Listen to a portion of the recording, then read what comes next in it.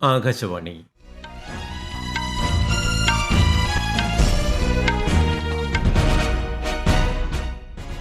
നമസ്കാരം. വാർത്തകൾ വായിക്കുന്നത് ഉദയൻ കിളിയന്നൂർ.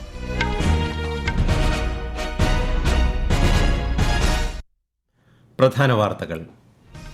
സമ്പൂർണ്ണ ആരോഗ്യത്തിനും ലഹരി വസ്തുക്കളുടെ ദുരുപയോഗം പ്രതിരോധിക്കുന്നതിനും ധ്യാനം ഒരു മികച്ച മാർഗമാണെന്ന് ഉപരാഷ്ട്രപതി CP രാധാകൃഷ്ണൻ.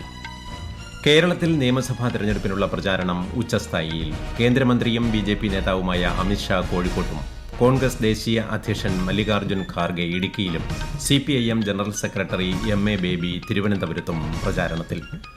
പശ്ചിമേഷ്യയിലെ സംഘർഷങ്ങൾക്കിടെ ഇറാനിൽ കുടുങ്ങിപ്പോയ 345 ഇന്ത്യൻ മത്സ്യത്തൊഴിലാളികളെ സുരക്ഷിതമായി ചെന്നൈയിലെത്തിച്ചു. സമാധാനത്തിന്റെയും പ്രത്യാശയുടെയും സന്ദേശവുമായി ഇന്ന് ഈസ്റ്റർ. അന്താരാഷ്ട്ര ഷിപ്പിംഗ് മേഖലയിലേക്കുള്ള ഇന്ത്യയുടെ കടന്നുവരവിനെ അനുസ്മരിച്ച് ഇന്ന് ദേശീയ സമുദ്രദിനം.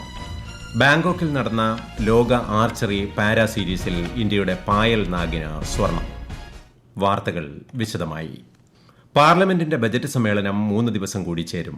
ലോക്സഭയിലും സംസ്ഥാന നിയമസഭകളിലും സ്ത്രീകൾക്ക് 33% സംവരണം നൽകുന്നത് ലക്ഷ്യമിട്ട് 2023 പാസാക്കിയ നിയമം 2029 മുതൽ നടപ്പാക്കുന്നതുമായി ബന്ധപ്പെട്ടാണ് സമ്മേളനം നീട്ടിയത്. ഈ മാസം 16, 17, 18 തീയതികളിലാണ് പാർലമെന്റ് വീണ്ടും സമ്മേളിക്കുക. തെരഞ്ഞെടുപ്പ് പ്രചാരണത്തിനായി പ്രധാനമന്ത്രിയും BJP മുതിർന്ന നേതാവുമായ നരേന്ദ്രമോദി ഇന്ന് പശ്ചിമ ബംഗാളിലെ കുച്ച് ബെഹാറിൽ എത്തും. കുച്ച് ബെഹാർ റാസ്മേള മൈതാനത്ത് നടക്കുന്ന പൊതുസമ്മേളനത്തെ അദ്ദേഹം അഭിസംബോധന ചെയ്യും. കേരളത്തിൽ നിയമസഭാ തെരഞ്ഞെടുപ്പിനുള്ള പ്രചാരണം ഉച്ചസ്ഥായിയിൽ. 140 നിയോജക മണ്ഡലങ്ങളിലെയും സ്ഥാനാർത്ഥികൾ തെരഞ്ഞെടുപ്പ് യോഗങ്ങളിൽ പങ്കെടുത്തും വോട്ടർമാരെ നേരിട്ട് കണ്ടും പ്രചാരണത്തിൽ സജീവമാണ്. കേന്ദ്ര ധനമന്ത്രിയും BJP നേതാവുമായ നിർമ്മല സീതാരാമൻ ഇന്ന് തൃശൂർ ജില്ലയിലെ വിവിധയിടങ്ങളിൽ പ്രചാരണ പരിപാടികളിൽ സംസാരിക്കും. CPIM general secretary MA baby ഇന്ന് തിരുവനന്തപുരത്ത് പ്രചാരണ പരിപാടികളിൽ പങ്കെടുക്കും. കോൺഗ്രസ് ദേശീയ അധ്യക്ഷൻ മല്ലികാർജ്ജുന ഖാർഗെ ഇന്ന് ഇടുക്കിയിലും കൊല്ലത്തും പ്രചാരണം നടത്തും. പരസ്യപ്രചാരണം അവസാനിക്കാൻ 2 ദിവസം കൂടി ശേഷിക്കെ ദേശീയ നേതാക്കളും താരപ്രചാരകരും സംസ്ഥാനത്ത് ക്യാമ്പ് ചെയ്യുകയാണ്. കേന്ദ്ര ആഭ്യന്തരമന്ത്രിയും BJP മുതിർന്ന നേതാവുമായ അമിത്ഷാ ഇന്ന് കോഴിക്കോട് ബേപ്പൂർ നിയോജക മണ്ഡലത്തിൽ റോഡ് ഷോ നടത്തി. കുന്നത്തുനാടും കാട്ടാക്കടയിലും നടക്കുന്ന തെരഞ്ഞെടുപ്പ് പരിപാടികളിലും സംബന്ധിക്കും. കോൺഗ്രസ് നേതാവ് പ്രിയങ്ക ഗാന്ധി നാളെ കോഴിക്കോട് പ്രചാരണത്തിലെത്തും. CPIM പോളിറ്റ് ബ്യൂറോ അംഗം പ്രകാശ് കാരാട്ടും ജില്ലയിൽ പ്രചാരണത്തിൽ സജീവമായിരുന്നു. കൂടുതൽ വിവരങ്ങളുമായി ആകാശവാണി കോഴിക്കോട് ജില്ലാ പ്രതിനിധി നസീർ ബാബു. കേന്ദ്ര ആഭ്യന്തരമന്ത്രി അമിത്ഷാ നിയമസഭാ തെരഞ്ഞെടുപ്പ് പ്രചരണ പരിപാടിയുടെ ഭാഗമായാണ് ബേപ്പൂർ നിയോജകമണ്ഡലത്തിൽ റോഡ് ഷോ നടത്തിയത്. മാത്തോട്ടം വിജിത്തിന് മുന്നിൽ നിന്നും ആരംഭിച്ച റോഡ് ഷോ നടുവട്ടം പാൽ കമ്പനിക്ക് സമീപം സമാപിച്ചു. UDF തെരഞ്ഞെടുപ്പ് പ്രചരണാർത്ഥം കർണാടക ഉപമുഖ്യമന്ത്രി DK ശിവകുമാറും ഇന്ന് കോഴിക്കോട് ജില്ലയിൽ പര്യടനം നടത്തും. ഉച്ചയ്ക്ക് ശേഷം ഓർക്കാട്ടേരിയിലാണ് ആദ്യ സമ്മേളനം നടക്കുക. തുടർന്ന് കുറ്റ്യാടി മണ്ഡലത്തിലെ വേളം പള്ളിയെത്തും. വൈകിട്ട് കോഴിക്കോട് നഗരത്തിലും പ്രകടനമുണ്ട്. CPM മുൻ ജനറൽ സെക്രട്ടറി പ്രകാശ് കാരാട്ടും ഇന്നലെ ജില്ലയിൽ വിവിധ പരിപാടികളിൽ സംബന്ധിച്ചു. കേരളത്തിൽ 85 വയസ്സിന് മുകളിൽ പ്രായമുള്ളവർക്കും ഭിന്നശേഷിക്കാർക്കുമായുള്ള ഹോം വോട്ടിംഗിൽ ഇന്നലെ വൈകിട്ട് 7 മണിവരെ 2,20,000-ഓളം പേർ വോട്ട് രേഖപ്പെടുത്തിയതായി മുഖ്യ തെരഞ്ഞെടുപ്പ് ഓഫീസർ രത്തൻ യു കേൽക്കർ. ഇവരിൽ 1,45,000-ലധികം പേർ 85 വയസ്സിന് മേൽ പ്രായമുള്ളവരും 60,000-ലേറെ പേർ ഭിന്നശേഷിക്കാരുമാണ്. കേരളത്തിനൊപ്പം തെരഞ്ഞെടുപ്പ് നടക്കുന്ന മാഹി മണ്ഡലത്തിൽ പ്രചാരണം ശക്തമാക്കി സ്ഥാനാർത്ഥികൾ. കേന്ദ്രഭരണ പ്രദേശമായ പുതുച്ചേരിയിലെ നിയമസഭാ മണ്ഡലമായ മാഹി കേരളത്തിനുള്ളിലാണ് സ്ഥിതി ചെയ്യുന്നത്. 14,049 പുരുഷന്മാരും 16,188 സ്ത്രീ വോട്ടർമാരും ഉൾപ്പെടെ ആകെ 30,237 വോട്ടർമാരാണ് മാഹിയിലുള്ളത്. തമിഴ്നാട്ടിൽ തെരഞ്ഞെടുപ്പ് പ്രചാരണം ഊർജിതം. DMK സഖ്യകക്ഷിയായ VCKയുടെ അധ്യക്ഷൻ തിരുമാവളവൻ നിയമസഭാ തെരഞ്ഞെടുപ്പിൽ മത്സരിക്കില്ലെന്നറിയിച്ചു. കാട്ടുമനാർ കോവിലിൽ ഇദ്ദേഹം നേരത്തെ സ്ഥാനാർത്ഥിത്വം പ്രഖ്യാപിച്ചിരുന്നു. DMK നേതാവും മുഖ്യമന്ത്രിയുമായ MK സ്റ്റാലിൻ വിരുദനഗറിൽ തെരഞ്ഞെടുപ്പ് യോഗത്തെ അഭിസംബോധന ചെയ്തു. കേന്ദ്ര സഹമന്ത്രിയും BJP സ്ഥാനാർത്ഥിയുമായ L മുരുകൻ അവിനാശി മണ്ഡലത്തിൽ തെരഞ്ഞെടുപ്പ് പരിപാടികളിൽ പങ്കെടുത്തു. മുൻ ഉപപ്രധാനമന്ത്രി ബാബു ജഗജീവൻ റാമിന്റെ ജന്മവാർഷിക ദിനത്തിൽ പ്രധാനമന്ത്രി നരേന്ദ്രമോദി പ്രണാമം അർപ്പിച്ചു. സാമൂഹിക നീതിക്കായി ജീവിതം സമർപ്പിച്ച വ്യക്തിയായിരുന്നു ബാബു ജഗജീവൻ റാം എന്ന് പ്രധാനമന്ത്രി സമൂഹമാധ്യമത്തിൽ കുറിച്ചു. ഇന്ന് ദേശീയ സമുദ്രദിനം. 1919 ഏപ്രിൽ 5 മുംബൈയിൽ നിന്ന് ലണ്ടനിലേക്ക് യാത്ര തിരിച്ച ഇന്ത്യയുടെ ആദ്യത്തെ കപ്പലായ SS ലോയൽറ്റിയുടെ ചരിത്രപരമായ യാത്രയുടെ സ്മരണാർത്ഥമാണ് ദേശീയ സമുദ്രദിനം ആഘോഷിക്കുന്നത്. അന്താരാഷ്ട്ര ഷിപ്പിംഗ് മേഖലയിലേക്കുള്ള ഇന്ത്യയുടെ കടന്നുവരവിനെ അടയാളപ്പെടുത്തിയ ഈ സുപ്രധാന സംഭവം രാജ്യത്തിന്റെ അഭിമാനകരമായ സമുദ്രയാത്രയ്ക്ക് അടിത്തറ പാകി. ദേശീയ സമുദ്ര ദിനത്തോടനുബന്ധിച്ച് രാജ്യത്തെ സമുദ്രമേഖലയിലെ പ്രവർത്തകർക്ക് കേന്ദ്ര ആഭ്യന്തരമന്ത്രി അമിത്ഷാ ആശംസകൾ നേർന്നു. ഈ വാർത്തകൾ ആകാശവാണിയിൽ നിന്ന്.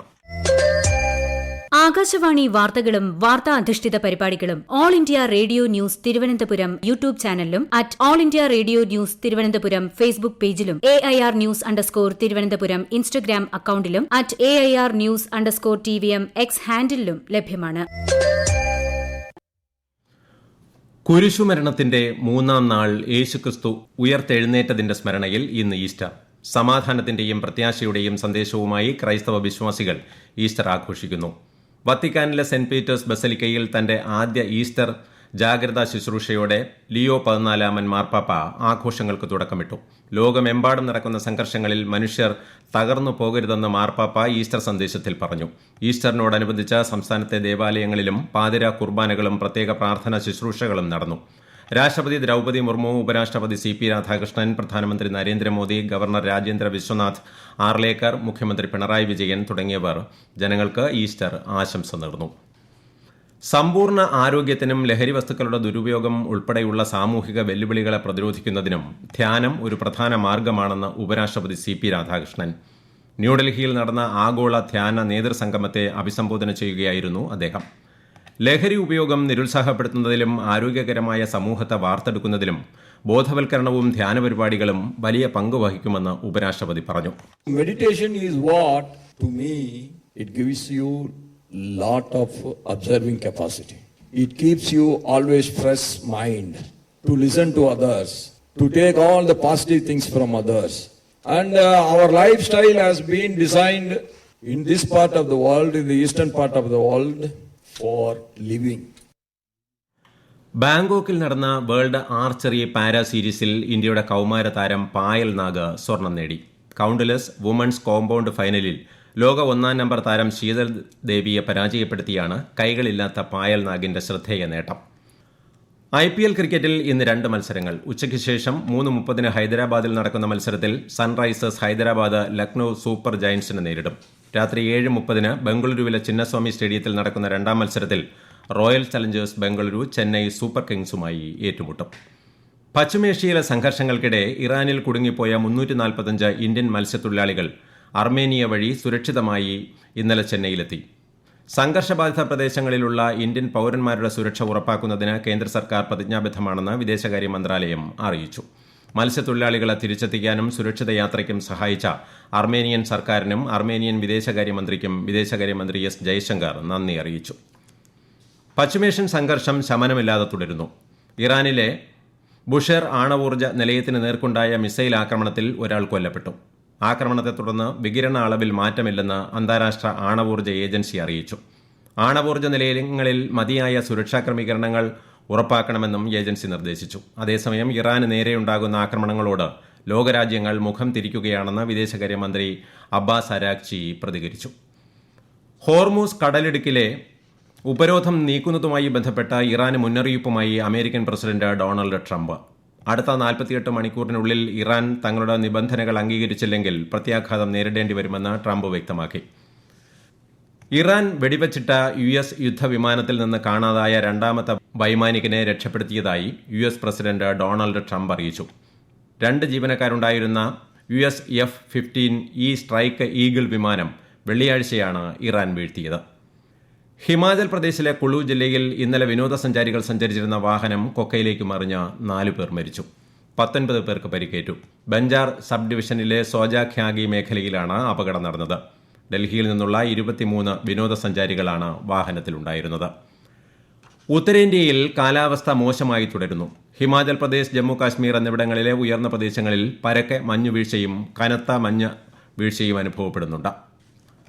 പ്രധാന വാർത്തകൾ വീണ്ടും. സമ്പൂർണ്ണ ആരോഗ്യത്തിനും ലഹരി വസ്തുക്കളുടെ ദുരുപയോഗം പ്രതിരോധിക്കുന്നതിനും ധ്യാനം ഒരു മികച്ച മാർഗമാണെന്ന് ഉപരാഷ്ട്രപതി CP രാധാകൃഷ്ണൻ. കേരളത്തിൽ നിയമസഭാ തെരഞ്ഞെടുപ്പിനുള്ള പ്രചാരണം ഉച്ചസ്ഥായിയിൽ. കേന്ദ്രമന്ത്രിയും BJP നേതാവുമായ അമിത്ഷാ കോഴിക്കോട്ടും കോൺഗ്രസ് ദേശീയ അധ്യക്ഷൻ മല്ലികാർജ്ജുൻ ഖാർഗെ ഇടുക്കിയിലും CPIM general secretary MA baby തിരുവനന്തപുരത്തും പ്രചാരണത്തിൽ. പശ്ചിമേഷ്യയിലെ സംഘർഷങ്ങൾക്കിടെ ഇറാനിൽ കുടുങ്ങിപ്പോയ 345 ഇന്ത്യൻ മത്സ്യത്തൊഴിലാളികളെ സുരക്ഷിതമായി ചെന്നൈയിലെത്തിച്ചു. സമാധാനത്തിന്റെയും പ്രത്യാശയുടെയും സന്ദേശവുമായി ഇന്ന് ഈസ്റ്റർ. അന്താരാഷ്ട്ര ഷിപ്പിംഗ് മേഖലയിലേക്കുള്ള ഇന്ത്യയുടെ കടന്നുവരവിനെ അനുസ്മരിച്ച് ഇന്ന് ദേശീയ സമുദ്രദിനം. ബാങ്കോക്കിൽ നടന്ന ലോക ആർച്ചറി പാരാ സീരീസിൽ ഇന്ത്യയുടെ പായൽ നാഗിന് സ്വർണം. വാർത്തകൾ കഴിഞ്ഞു. അടുത്ത വാർത്താ പ്രക്ഷേപണം വൈകിട്ട് 6:30.